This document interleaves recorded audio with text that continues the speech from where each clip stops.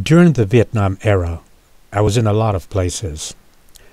One of my favorite was being stationed at the Naval Air Station, Miramar, California, Light Photo Squadron 63. A thrill for me then was late evenings around sunset on the flight line to watch the F-4 Phantoms take off with afterburners. Oh, what a magnificent sight. Maybe that is why I'm losing my hearing, but you know what? I wouldn't trade away a second of that experience. You not only saw this amazing sight, but you felt it in your stomach. The F-4 Phantom taking off with afterburners at sunset. Yes, I did wear my David Clark attenuators. Nowadays, I watch different kinds of birds that are flying on more subtle missions. But here, too, I wouldn't trade away a minute of my doing nothing in silence. Some background music would have been nice, though. Do you create music?